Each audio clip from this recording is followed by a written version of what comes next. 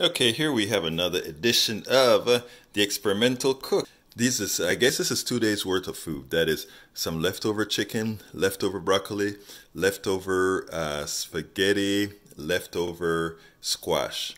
And to that I'm going to add some other stuff. Eggs, I think that is our tomatillos, ginger, tomatoes, and then maybe I'll throw in some cilantros and some other things in it. When in doubt, fry it.